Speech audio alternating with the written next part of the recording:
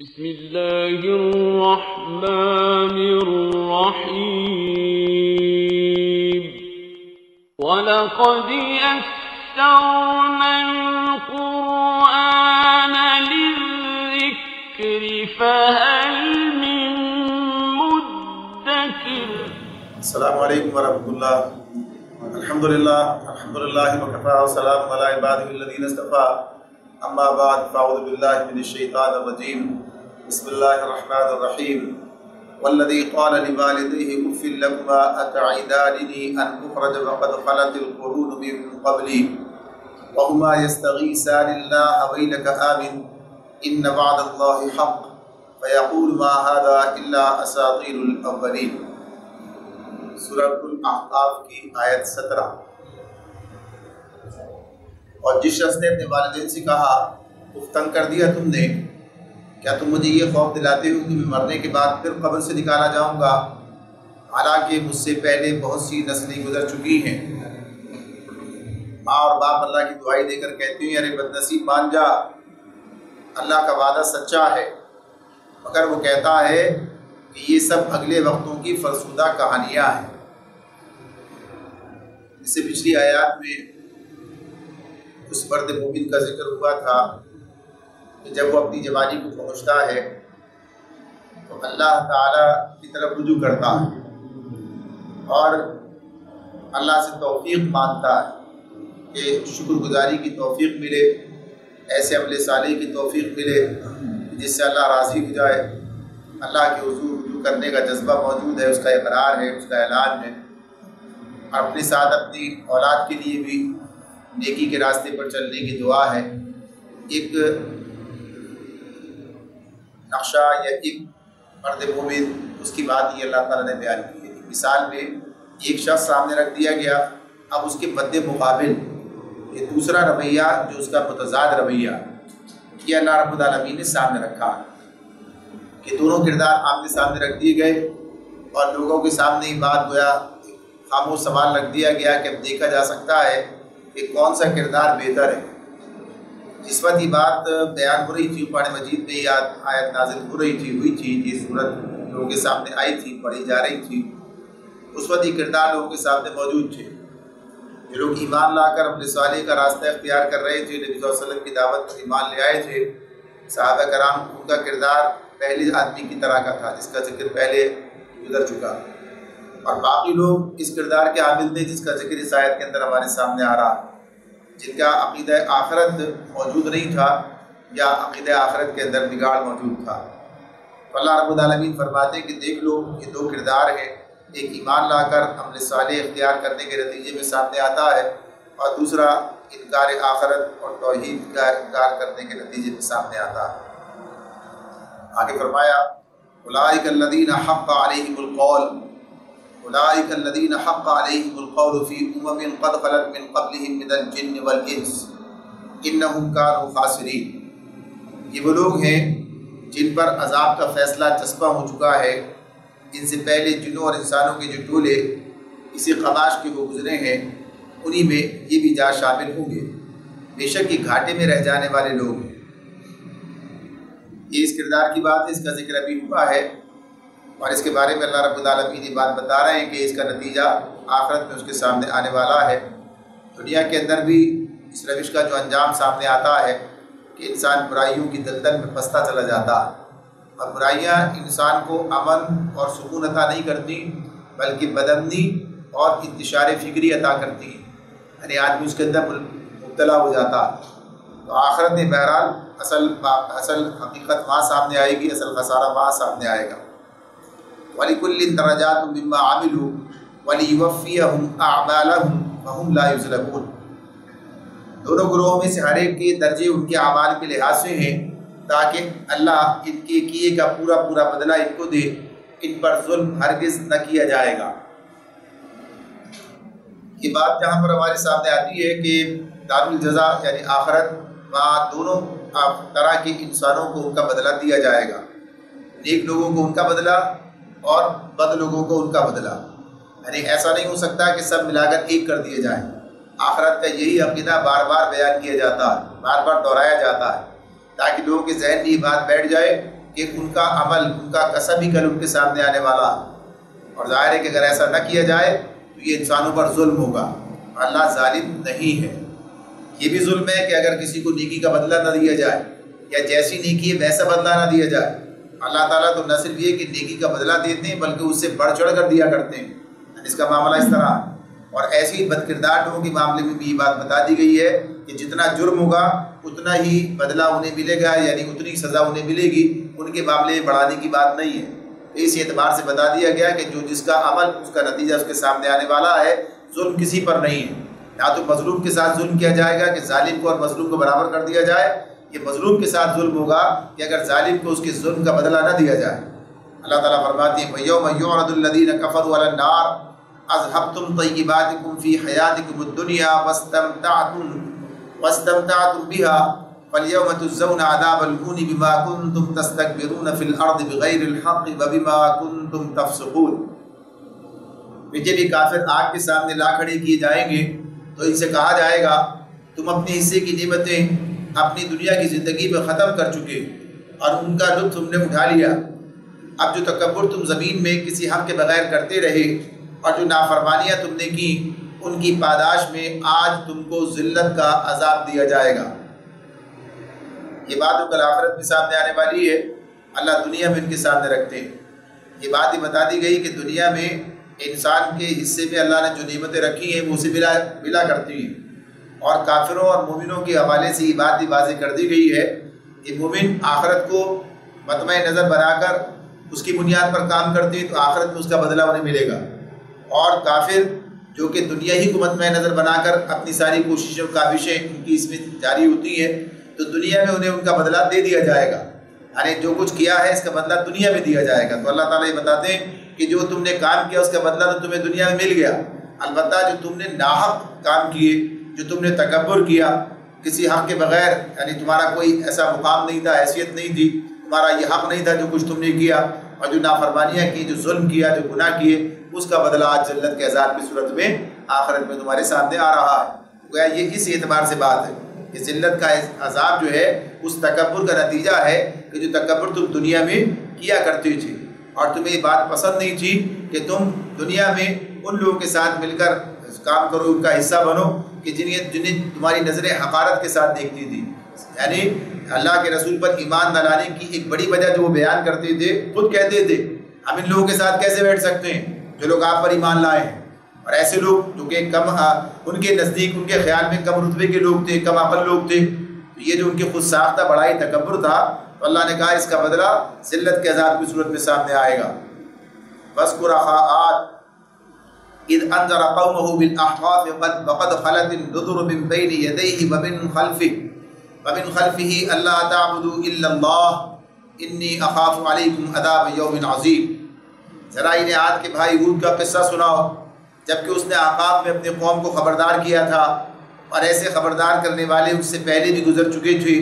اور اس کے بعد بھی آتے رہے کہ اللہ کے سوا کسی کی بندگی نہ کرو، مجھے تمہارے حق میں ایک بڑے ہولناک دن کے عذاب کا اندیشہ ہے۔ اللہ رب العالمین نے قوم عاد کا ذکر بڑی تفصیل کے ساتھ قرآن مجید میں کیا ہے۔ ہود علیہ السلام کی دعوت اور لوگوں کو تبلیغ کا طریقہ، سب چیزیں سورہ یونس کے اندر، سورہ ہود کے اندر ہمارے سامنے دونوں مقامات پر گزری ہیں تفصیل سے، اور اس کے علاوہ بھی جستہ جستہ یہ بات آئی ہے۔ یہاں پہ اللہ تعالیٰ نے اس بات کو دہرایا ہے، اور یہاں اس اعتبار سے کہ یہ قریش مکہ جو بڑا اپنے آپ کو بڑی چیز سمجھ رہے تھے، ان کے درمیان یہ بات معروف تھی کہ قوم عاد کے بارے میں جانتے تھے کہ قوم عاد کو اللہ تعالیٰ نے دنیا کے اندر ایسی سطوت بخشی تھی، انہیں ایسی قوت دی تھی جس کا عشیر کو بھی یہ نہیں پہنچے، یعنی لوگ جانتے تھے کہ عاد کی کیا دنیا میں مقام، کیا شان تھی،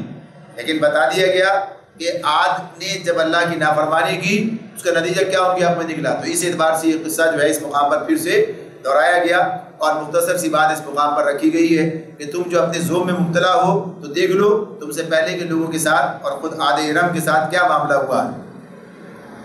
تو ہود علیہ السلام نے جو دعوت ان کے سامنے رکھی وہ وہی دعوت ہے جو نبی اکرم صلی اللہ علیہ وسلم ان لوگوں کے سامنے پیش کر رہے تھے، یعنی ہر رسول کی دعوت ایک ہی ہے، تو اس اعتبار سے یہ دعوت ان کے سامنے رکھی گئی کہ اللہ تعبدوا الا اللہ، اللہ کی بندگی کرو، اس کے سوا کسی کی بندگی نہ کرو، اور ورنہ اس روش پر جس پہ تم چل رہے ہو اس کا نتیجہ کیا نکلے گا؟ انی اخاف علیکم عذاب یوم عظیم، کہ مجھے تمہارے حق میں ایک بڑے ہولناک دن کے عذاب کا اندیشہ ہے۔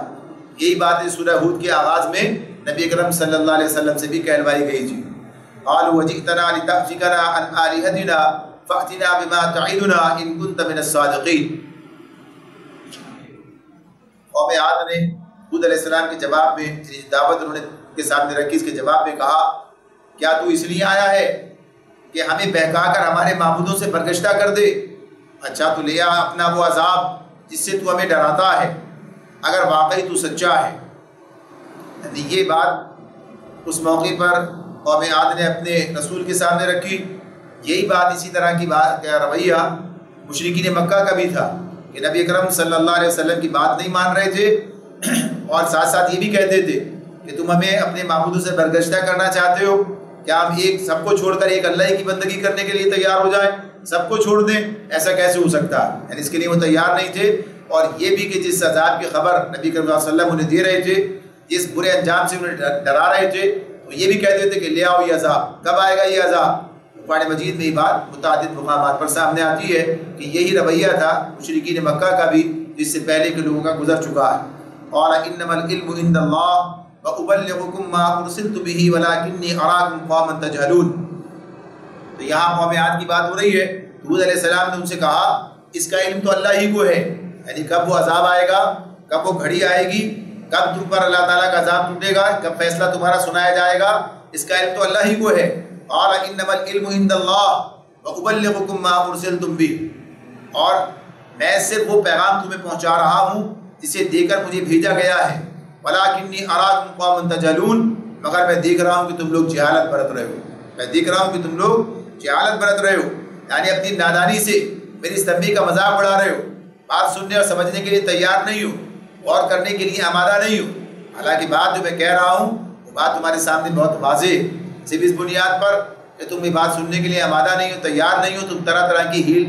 اور حجت بازیاں، ہیلیں تلاش کرتے ہو، حجت بازیاں کرتے ہو۔ تو یہ بات کہہ دی گئی کہ یہ بات اپنی جگہ پر کہ وہ وقت کب آئے گا یہ تو اللہ ہی کو پتا، اس لیے کہ عذاب اللہ ہی لے کر آئے گا، یہ رسول کا کام نہیں ہے کہ لوگوں کو سزا دے، سزا دینے کا کام تو اللہ کا ہے۔ رسول کا کام کیا ہے؟ بات پہنچا دینا، اور رسول کے بعد جتنے انسان اس کام کو کریں گے ان کا کام بھی یہی ہے کہ بات پہنچا دی جائے، بات سمجھا دی جائے، تبلیغ کا حق ادا کر دیا جائے، باقی حساب لینا اللہ کے ذمے۔ اللہ تعالیٰ جب چاہے گا، جب تک مہلت چاہے گا دے گا، اور جب چاہے گا مہلت اس کی طرف سے ختم ہونی ہوگی تو ہو جائے گی، اور دنیا میں عذاب دے یا آخرت کے عذاب کے لیے روک دے، یہ سب اللہ کے فیصلے ہیں۔ یاد رسول کا کام کیا ہے اور رسول کی پیروی کرنے والے اہل ایمان کا کام کیا ہے کہ دعوت کا کام جاری رکھیں، بات پہنچاتے رہیں، اور ساتھ ساتھ یہ بتاتے رہیں کہ ہمارا کام اتنا ہی ہے اور ہم اپنا کام کر رہے ہیں، باقی معاملہ اللہ کے حوالے۔ تو یہ جو جہالت کا رویہ ہے، وَلَٰكِنِّي أَرَاكُمْ قَوْمًا تَجْهَلُونَ، جب اپنی قوم سے ہود علیہ السلام نے کہا تھا کہ میں دیکھ رہا ہوں کہ تم لوگ جہالت برت رہے ہو، تو یہ جاہلانہ رویہ یہ ایک عام بات ہے جو اس وقت بھی نظر آتا تھا، نبی صلی اللہ علیہ وسلم کے دور میں بھی نظر آ رہا تھا، اور آج بھی نظر آتا ہے کہ لوگ ان بھی رویہ اختیار نہیں کرتے، یعنی بات کو سوچنے سمجھنے عقل سے استدلال سے بات کو کرنے کی کوشش کریں، اور اس پر بات کو مانیں یا اس پر کوئی تنقید اس کی بنائیں اور کوئی دلائل کے ساتھ بات کو سمجھیں یا اس کو رد کریں، بلکہ ایک جاہلانہ رویہ ہے جس کا لوگ شکار ہو جاتے ہیں۔ فلما رأوه عارضا مستقبل أوديتهم قالوا هذا عارض ممطرنا بل هو ما استعجلتم به ريح فيها عذاب أليم۔ پھر جب انہوں نے اس عذاب کو اپنی وادیوں کی طرف آتے دیکھا تو کہنے لگے یہ بادل ہے جو ہم کو سیراب کرے گا، نہیں بلکہ یہ وہی چیز ہے جس کے لیے تم جلدی بچا رہے تھے، یہ ہوا کا طوفان ہے جس میں دردناک عذاب چلا آ رہا ہے۔ اب یہاں فوراً اللہ تعالیٰ نے وہ بات بیان کر دی کہ جو مانگ رہے تھے، اللہ کا جب فیصلہ آ گیا، یعنی اللہ نے ان پر عذاب بھیجنے کا فیصلہ کر لیا، اس قوم کو برباد کرنے کا فیصلہ اللہ کی طرف سے ہو گیا، تو یہ سمجھ نہیں سکے کہ کیا ہو رہا ہے۔ اللہ تعالیٰ یہ بات بتا رہے ہیں کہ یہ جان ہی نہ سکے کہ ان کے ساتھ کیا ہو رہا ہے۔ رسول نے پیغام پہنچا دیا تھا لیکن اس پر انہوں نے کبھی سنجیدگی سے غور ہی نہیں کیا، لہٰذا جب یہ عذاب ان کی طرف آیا تو یہ اس کو دیکھ کر کہنے لگے شاید یہ بھی ہمارے لیے کوئی خیر کی بات ہے، یعنی اس عذاب کو اپنی وادیوں کی طرف آتا دیکھا تو کہنے لگے یہ بادل ہے جو ہم کو سیراب کرے گا، اللہ تعالیٰ فرماتے نہیں، بلکہ یہ وہی چیز ہے اس کے لیے تم جلدی مچا رہے تھے. یعنی یہ بات جو ہے وقت اور حالات نے بھی یہ بات ثابت کر دی، اور کسی کہنے والے نے بھی کہا ہو تو وہ بھی بات اپنی جگہ پر ہے. فرمایا تدمر کل شیء بامر ربها فاصبحوا لا يرى الا مساكنهم كذلك نجزي القوم المجرمين. کہا کہ اس میں دردناک عذاب چلا آ رہا ہے، اس کا معاملہ کیا ہوگا؟ اپنے رب کے حکم سے ہر چیز کو تباہ کر ڈالے گا. تدمر کل شیء بامر ربها، اپنے رب کے حکم سے ہر چیز کو تباہ کر ڈالے گا. آخرکار ان کا حال یہ ہوا کہ ان کے رہنے کی جگہوں کے سوا وہاں کچھ نظر نہ آتا تھا. اس طرح ہم مجرموں کو بدلہ دیا کرتے ہیں. یعنی جب وہ عذاب آ گیا اس کا نتیجہ کیا نکلا؟ نہ روک سکے نہ بچ سکے، بلکہ اس عذاب کا شکار ہو کر صورتحال یہی بن گئی کہ جیسے وہاں کوئی تھا ہی نہیں. یہ سارے قصے پیچھے تفصیل کے ساتھ بیان ہوئے. آگے فرمایا وَلَقَدْ مَكَّنَّاهُمْ فِيهَا وَلَقَدْ مَكَّنَّاهُمْ فِي مَا إِن مَّكَّنَّاكُمْ فِيهِ وَجَعَلْنَا لَهُمْ سَمْعًا وَأَبْصَارًا وَأَفْئِدَةً فَمَا أَغْنَىٰ عَنْهُمْ سَمْعُهُمْ وَلَا أَبْصَارُهُمْ وَلَا أَفْئِدَتُهُم من شيء إذ كانوا يجحدون بآيات الله وحاق بهم ما كانوا به يستهزئون. ان کو ہم نے وہ کچھ دیا تھا جو تم لوگوں کو نہیں دیا ہے. مشرکین مکہ سے بات ہو رہی ہے، اور اس کے بعد تمام انسانوں سے بات ہو رہی ہے جو قیامت تک آنے والے ہیں. یعنی صرف انہی سے بات نہیں ہے، ہر دور کے لوگوں سے بات ہو رہی ہے. ان کو ہم نے وہ کچھ دیا تھا جو تم لوگوں کو نہیں دیا ہے. ان کو ہم نے کان، آنکھیں اور دل سب کچھ دے رکھے تھے، مگر وہ نہ کان ان کے کسی کام آئے، نہ آنکھیں، نہ دل، کیونکہ وہ اللہ کی آیات کا انکار کرتے تھے اور اسی چیز کے پھیر میں وہ آ گئے جس کا وہ مذاق اڑاتے تھے. یہ جو بات کی ہے مکناہم فی ما ان مکناکم فی، یہ بات الگ ہے، اور وجعلنا لہم سمعا وابصارا یہ بات الگ ہے.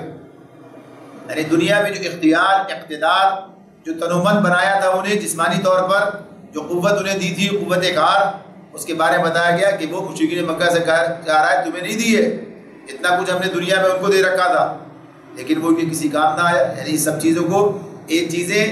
نہ تو انہیں اللہ کی طرف راغب کر سکی، اور ساتھ ہی ساتھ کیا ہوا کہ یہ اللہ کے عذاب سے بچانے کے لیے بھی انہیں کچھ کام نہ آ سکی کہ اللہ کے عذاب کے مقابلے میں کھڑے ہو جاتے. یعنی رسول کا پیغام جب انہوں نے رد کر دیا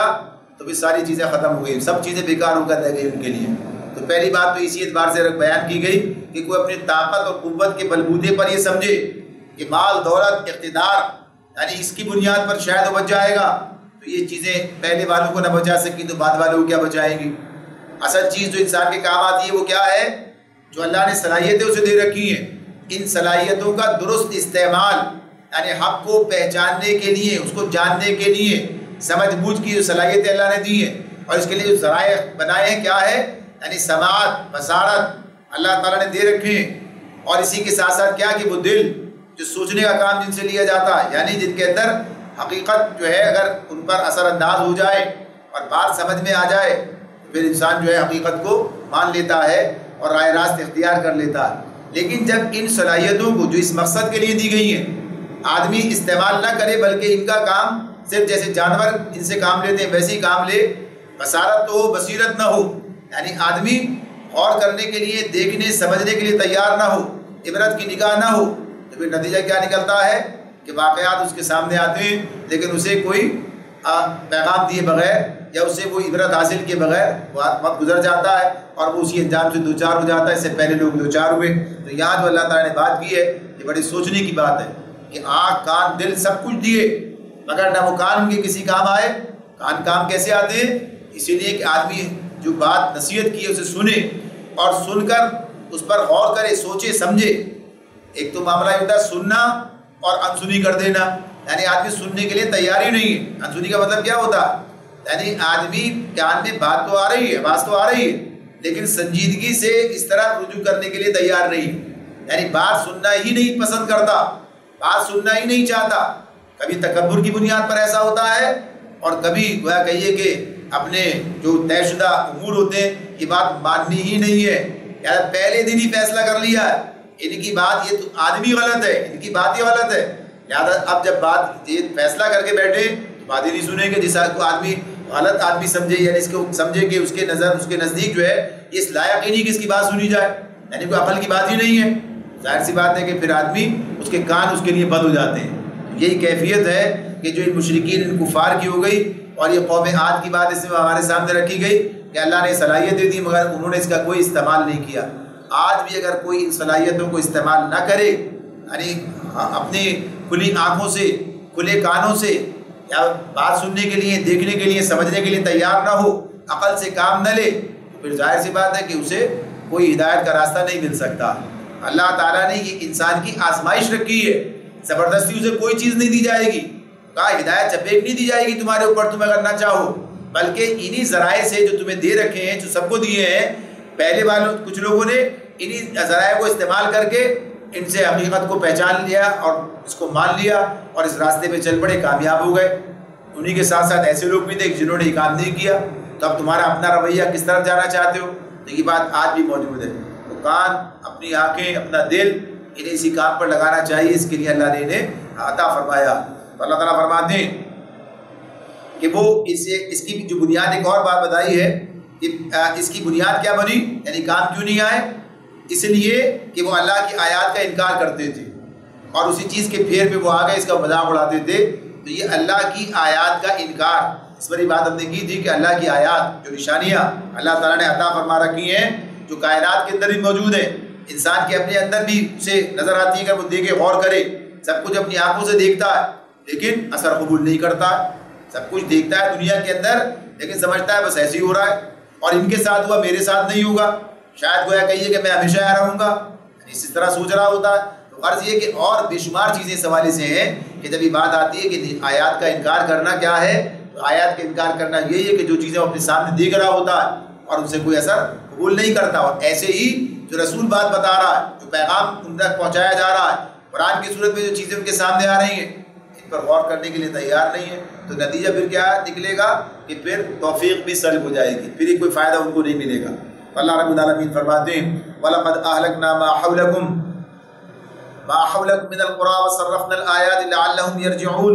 تمہارے گرد و پیش کے علاقوں میں بہت سی بستیوں کو ہم ہلاک کر چکے ہیں، ہم نے اپنی آیات بھیج کر بار بار طرح طرح سے ان کو سمجھایا، شاید کہ وہ باز آ جائیں۔ قوم عاد کا ذکر کرنے کے بعد اب مشرکین مکہ کو ایک عمومی طور پر بتایا جا رہا کہ ایسا سب کچھ ہوا، یعنی یہ کام ہم نے جاری رکھا ہے، پہلے والوں کے ساتھ بھی اور تمہارے ساتھ بھی بات، تمہارے سامنے کوئی ایک قوم عاد کی بات نہیں، تمہارے سامنے کتنی مثالیں ہیں جنہیں تم دیکھ سکتے ہو۔ آگے فرمایا فَلَوْلَا نَصَرَهُمُ الَّذِينَ اتَّخَذُوا مِن دُونِ اللَّهِ قُرْبَانًا آلِهَةً بَلْ ضَلُّوا عَنْهُمْ وَذَلِكَ إِفْكُهُمْ وَمَا كَانُوا يَفْتَرُونَ، پھر کیوں نہ ان ہستیوں نے ان کی مدد کی جنہیں اللہ کو چھوڑ کر انہوں نے تقرب الی اللہ کا ذریعہ بناتے ہوئے معبود بنا لیا تھا، بلکہ وہ تو ان سے کھوئے گئے تھے، اور یہ تھا ان کا جھوٹ اور بناوٹی عقیدوں کا انجام جو انہوں نے گھڑ رکھے تھے۔ یعنی جو پچھلی بستیوں کا ذکر کیا گیا جن پر اللہ کا عذاب آیا اور وہ ہلاک ہو گئے، تو اللہ تعالیٰ ان کو مثال بنا کر سامنے رکھتے ہوئے بات کر رہے ہیں کہ ذرا سوچو تو صحیح، ذرا غور تو کرو کہ تم سے پہلے جو لوگ جن عقیدوں کے اندر رہتے ہوئے اور بربادی جیسے ہمکنار ہو گئے، اس کی وجہ کیا رہی؟ کوئی ان کے کام کیوں نہ آیا؟ وہ الہ جو انہوں نے بنا رکھے تھے، جو الہ انہوں نے بنا رکھے تھے، ان کے کسی کام نہ آئے۔ یہاں جو بات خصوصیت سے ہو رہی وہ کیا ہے؟ فَلَوْلَا نَصَرَهُمُ الَّذِينَ اتَّخَذُوا مِن دُونِ اللَّهِ قُرْبَانًا آلِهَةً، پھر کیوں نہ ان ہستیوں نے ان کی مدد کی جنہیں اللہ کو چھوڑ کر انہوں نے تقرب الی اللہ کا ذریعہ سمجھتے ہوئے معبود بنا لیا تھا، یعنی کچھ انہوں نے ایسے اپنے سہارے تلاش کر رکھے تھے۔ یہ جو بات اس کے اندر کہی گئی ہے، اس کو آج بھی آپ دیکھیں تو بات بالکل واضح طور پر سامنے آتی ہے، کل بھی تھی واضح، آج بھی ہے کہ آدمی بنیادی طور پر ان ہستیوں کو، یعنی جنہیں وہ معبود بنا لیتا ہے، بالآخر براہ راست معبود نہیں بناتا ہے، یعنی پہلے تو سمجھتا ہے کہ ان کے ذریعے سے میری نجات ہوگی، یا ان کے ذریعے سے مجھے خیر و برکت ملے گی، اور پھر انہی کا گرویدہ ہو کر رہ جاتا ہے۔ جب ان کے ذریعے ملے گی، جہاں سے ملے گی وہاں تو وہ سمجھتا ہے میں پہنچ ہی نہیں سکتا،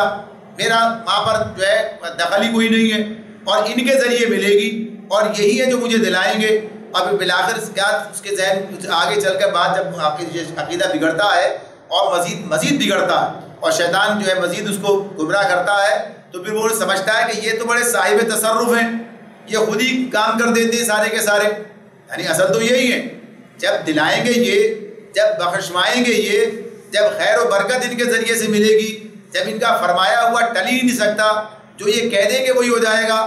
بس پھر انہی کے ساتھ آدمی رہ جاتا ہے، جبکہ ان کے مطالبات بھی کچھ نہیں ہیں ایسے. جیسے اللہ تعالیٰ پورے نظام زندگی کی بات کرتا ہے، زندگی کو پورا اثر نو تبدیل کرنے کی بات کرتا ہے، آغاز سے اور اختتام تک جو ہے پوری زندگی اللہ تعالیٰ اپنی مرضی کے مطابق گزارنے کی بات مطالبہ کرتا ہے، حکم دیتا ہے. یہاں تو بس چند چیزیں ہیں، کچھ چیزیں کرنی ہیں، بس اس کے بعد بات ختم ہو جاتی ہے. تو اس اعتبار سے اللہ تعالیٰ فرما رہے ہیں کہ یہ لوگ کیوں ان کے کام نہ آئے. اور ہوتا یہی ہے کہ جب لوگ عقیدت کا ابتدا کرتے ہیں تو پھر اسی طرح کی یہ اللہ کے مقبول بندے ہیں، ان کے وسیلے سے اللہ کی ہماری رسائی ہوگی اور سب کچھ ہمیں ملے گا، مگر پھر نتیجہ یہ نکلتا ہے کہ آہستہ آہستہ وہی معبود بن جاتے ہیں اور انہی کے ساتھ جو ہے یہ تعلق اصل قائم ہو جاتا ہے کہ جو اللہ کے ساتھ ہونا چاہیے. انہی کو فریاد رس اور مشکل کشائی کے کام میں بھی آدمی سمجھتا ہے یہی کریں گے اور یہ اس کا سارا دخل ہے، یہ سارے کام کریں گے، اور بالآخر ایسا بھی وقت آ جاتا ہے کہ اللہ کے بجائے آدمی انہی سے دعائیں بھی مانگنے لگتا ہے، ان کو ہی مدد کے لیے پکارنے لگتا ہے. تو یہی بات ہے. تو اللہ تعالیٰ فرماتے ہیں یہ تھا ان کے جھوٹ اور ان بناوٹی عقیدوں کا انجام جو انہیں گھڑ رکھے تھے. وَإِذْ صَرَفْنَا إِلَيْكَ نَفَرًا مِنَ الْجِنِّ يَسْتَمِعُونَ الْقُرْآنَ فَلَمَّا حَضَرُوهُ قَالُوا أَنصِتُوا فَلَمَّا قُضِيَ وَلَّوْا إِلَىٰ قَوْمِهِمْ مُنذِرِينَ. یہاں سے اس واقعے کی طرف بات شروع ہو جاتی ہے کہ جب جس کا ذکر آغاز میں کیا گیا تھا، سورہ کے آغاز میں اس کی شان نزول کے حوالے سے بھی بات ہوئی تھی، جس کے اندر کہ جب نبی کریم صلی اللہ علیہ وسلم وادی نخلا میں ٹھہرے تھے اور اس وقت جو ہے یہ جن وہاں پر آئے، انہوں نے قرآن مجید کو سنا، اس کا ذکر اس آیت کے اندر ہو رہا ہے. فرمایا جب ہم جنوں کے ایک گروہ کو تمہاری طرف لے آئے تھے تاکہ قرآن سنیں. کون؟ یعنی جن قرآن سنیں. جب وہ اس جگہ پہنچے جہاں تم قرآن پڑھ رہے تھے تو انہوں نے آپس میں کہا خاموش ہو جاؤ. پھر جب وہ پڑھا جا چکا تو وہ خبردار کرنے والے بن کر اپنی قوم کی طرف پلٹے. یہ بات اس میں ہمارے سامنے آ رہی ہے کہ یہ جو واقعہ آپ نے شاید تھا، جیسے پہلے عرض کیا گیا کہ آپ نے طائف سے آتے ہوئے وادی نخلا میں بیان کیا تھا، وہاں عشاء کی نماز یا فجر کی نماز یا تہجد کی نماز کوئی تصریح نہیں ہے. بہرحال رات میں ہی کی نمازوں کے اندر جو ہے آپ قرآن مجید کی تلاوت فرما رہے تھے کہ جنہوں کے ایک گروہ کا ادھر سے گزر ہوا اور وہ آپ کی قرأت سننے کے لیے ٹھہر گیا. اس کے ساتھ تمام روایات اس بات پر بھی متفق ہیں کہ اس موقع پر جن نبی اکرم صلی اللہ علیہ وسلم کے سامنے نہیں آئے تھے، نہ آپ نے ان کی آمد کو محسوس کیا تھا، بلکہ بعد میں اللہ تعالیٰ نے وحی کے ذریعے سے آپ کو ان کے آنے اور قرآن کے سننے کی خبر دی ہے. یہ بات الگ ہے، یعنی بعد میں میری بات اور دیگر روایات سے سامنے آ جاتی ہے کہ اس کے بعد جن متعدد مرتبہ نبی اکرم صلی اللہ علیہ وسلم کی خدمت میں حاضر ہوئے ہیں، یعنی معتبر روایات اس پر دلالت کرتی ہیں، بتاتی ہیں کہ آپ کے پاس آئے ہیں کئی موقعوں پر. بعد میں 6 کی تعداد آتی ہے، اتنی دفعہ ہیں، بعد میں کچھ اور کم ویش کی بات آتی ہے کہ بہرحال یہ لوگ آپ کے یہ وقت جنہوں کے آئے اور نبی کرم صلی اللہ علیہ وسلم نے انہیں قرآن سنایا، یعنی یہ بات آپ سے سن کر گئے. تو یہ اس کے مختلف یہ حدیث کی میں جو ہے اس طرح کی روایات موجود ہیں. اس سے پتہ چلتا ہے کہ بعد میں یہ لوگ آپ کے پاس آئے بھی اور آپ سے قرآن سنا بھی اور بعض اوقات کسی معاملے میں آپ سے رہنمائی بھی حاصل کی. تو اس طرح سے یہ بات ہمیں پتہ چل جاتی ہے کہ جنوں کے لیے بھی نبی کی حیثیت سے نبی کرم صلی اللہ علیہ وسلم ہی تھے اور قرآن کی بات تھی. اور جیسے کہ آگے بات آ رہی ہے اگلی آیت میں، قالوا یا قومنا انا سمعنا کتابا انزل من بعد موسیٰ مصدقا لما بین یدیہ یہدی الی الحق و الی طریق مستقیم. انہوں نے جا کر کہا، اب یہ جن جو اپنی قوم سے کہہ رہے ہیں، انہوں نے جا کر کہا اے ہمارے قوم کے لوگوں، ہم نے ایک کتاب سنی ہے جو موسیٰ کے بعد نازل کی گئی ہے، تصدیق کرنے والی ہے اپنے سے پہلے آئی ہوئی کتابوں کی، رہنمائی کرتی ہے حق اور راہ راست کی طرف. اس سے پتہ چل جاتا ہے یعنی اس بات سے کہ اس سے پہلے یہ موسیٰ علیہ السلام کی اس کتاب نے توریت پر ایمان لائے ہوئے تھے، یعنی مسلمان تھے. اس اعتبار سے بات سامنے آتی ہے. تو اس میں بات ہمارے سامنے آ رہی ہے کہ یہ انبیاء کی کتب ان سے تعلق کا معاملہ جو ہے ان کا اس اعتبار سے موجود ہوتا ہے. اب کیسا کتنا کیا یہ ہمارے دائرہ کار سے باہر کی بات ہے. ہم اس معاملے میں زیادہ اس کے اندر دخل دینے کی بات نہیں ہے. ہم اس معاملے میں سوچیں کیسے کب کس طرح کیا معاملات ہیں ان کا دائرہ الگ ہے. اللہ تعالیٰ نے ان کے لیے کیا انتظام کر رکھا ہے. یہاں پر یہ بات ہمارے سامنے آ رہی ہے کہ ایک طرف انہوں نے قرآن کو سنا، اس پر ایمان لائے، اپنی قوم کی طرف خود پلٹے اور جا کر انہیں خبردار کیا، اور ساتھ ہی ساتھ یہ بات بھی سامنے آ رہی ہے کہ اس سے پہلے یہ موسیٰ علیہ السلام کی کتاب توریت کی بات بھی جانتے تھے اور اس پر ایمان لائے ہوئے تھے. یہ بات سامنے آتی ہے. آگے فرمایا یا قومنا اجیبوا داعی اللہ وآمنوا به یغفر لکم من ذنوبکم ویجرکم من عذاب علیم. دونوں جن آپس سے بات کر رہے ہیں، کہہ رہے ہیں کہ اے ہماری قوم کے لوگوں، اللہ کی طرف بلانے والے کی دعوت قبول کر لو اور اس پر ایمان لے آؤ. اللہ تمہارے گناہوں سے درگزر فرمائے گا اور تمہیں عذاب علیم سے بچا دے گا. یعنی بات پوری انہوں نے ان کے سامنے رکھ دی. یعنی یہ داعی اللہ بن کر جن جو ہیں اپنی قوم کی طرف پلٹے اور انہوں نے یہ بات کی. تو اس موقع پر اس آیت اس صورت کے اندر ان آیات کا آنا یہ بات ہی بتا رہا ہے کہ مشرکین مکہ کو بھی بتایا جا رہا ہے کہ دیکھو دنیا میں وہ ابھی جو تم سے تعلق نہیں رکھتے، یعنی جن بھی اسے سن رہے ہیں، اس پر ایمان لا رہے ہیں. اس سے علاوہ بھی باہر کے لوگ بھی آتے تھے اور اسلام قبول کرتے تھے. جیسے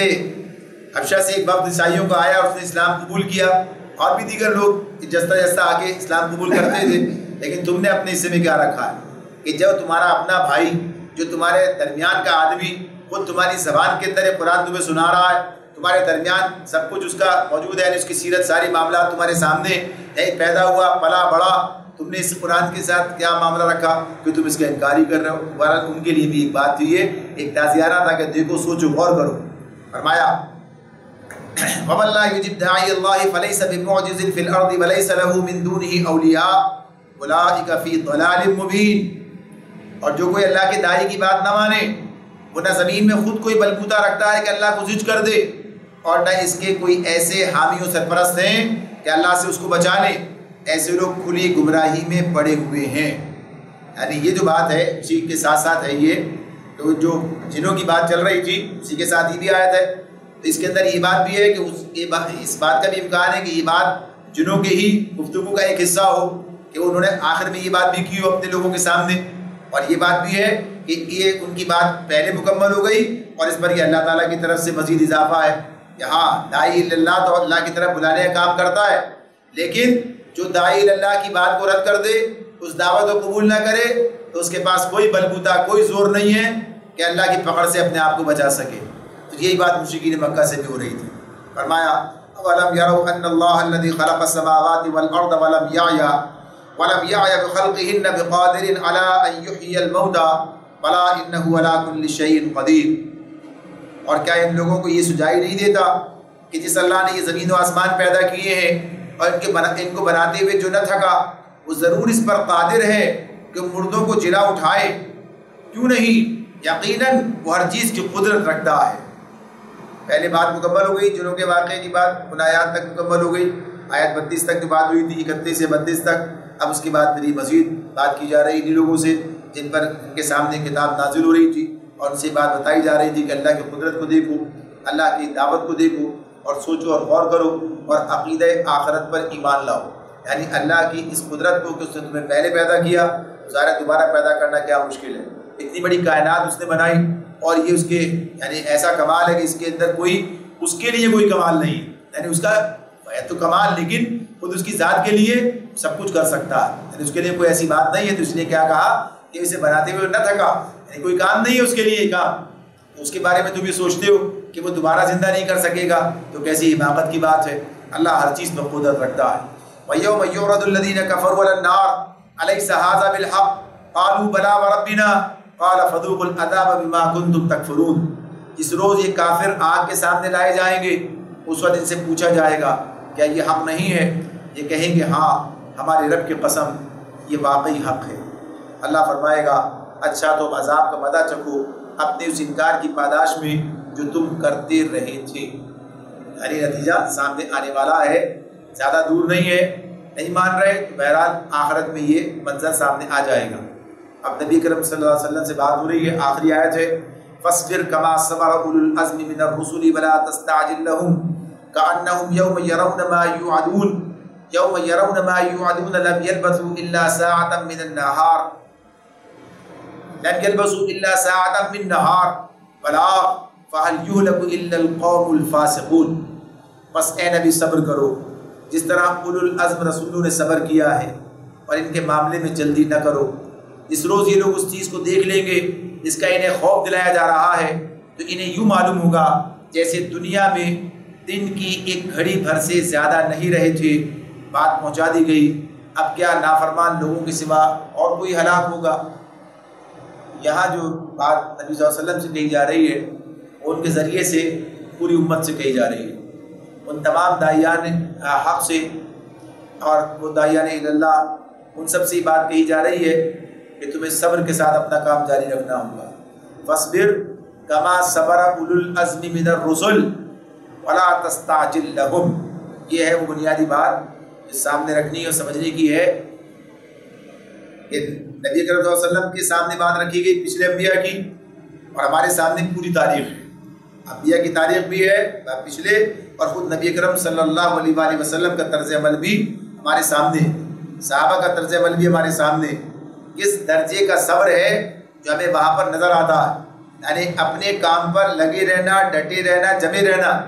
لوگوں کا رد عمل کچھ بھی ہو لیکن اس سے متاثر ہو کر اپنے کام کو نہ چھوڑنا، یعنی اس معاملے میں کسی اجرت پسندی کا شکار نہ ہونا، وَلَا تَسْتَعْجِلْ لَهُمْ، یعنی ان کے معاملے میں جن کے ساتھ معاملہ ہو رہا ہے، چل رہا ہے، کوئی جلد بازی نہ کی جائے، صبر کے ساتھ میں، یعنی حوصلے کے ساتھ میں، ہمت کے ساتھ میں، جلد بازی کا مظاہرہ کیے بغیر اپنے کام کو جاری رکھا جائے، چاہے نتیجہ آدمی کے سامنے اس طرح نہ آ رہا ہو، نتیجہ اپنے وقت پر آئے گا، پھل اپنے وقت پر پکتا ہے، ہمیں یہ معلوم ہے کہ یہ فصل اتنے دنوں میں تیار ہو جاتی ہے، لیکن انسانوں کا معاملہ کیا ہے، اس کا معاملہ اللہ تعالیٰ کو معلوم ہے۔ یعنی یہ بات کوئی یقینی اور حتمی نہیں ہے کہ کوئی آدمی کسی کے بارے میں کہا جائے کہ یہ سنتے ہی مان لے گا، یہ 4 مہینے کے بعد مانے گا، یہ 4 سال کے بعد مانے گا یا 10 سال کے بعد مانے گا۔ یہ ساری مثالیں ہمارے سامنے موجود ہیں، صحابہ کرامی کے عمل سے ہمارے سامنے کچھ لوگوں نے سنتے ہی بات کو مان لیا، تسلیم کر لیا، ان کا دل پہلے سے اس بات کی گواہی دے رہا تھا، وہ یہ بات جانتے تھے، اور جب بات سامنے آئی تو انہوں نے کوئی پسو پیش کے بغیر اسے تسلیم کیا کہ ان کے دل کی آواز تھی۔ اور اس کے بعد کچھ لوگ وقفے سے آئے، اور یہاں تک ہمارے سامنے بات آتی ہے کہ اس کے بعد بھی لوگ آئے، یعنی 23 برس کا وقت گزرا، آخر میں لوگ ایمان لے کر آئے۔ تو غرض یہ کہ کب کیا ہوگا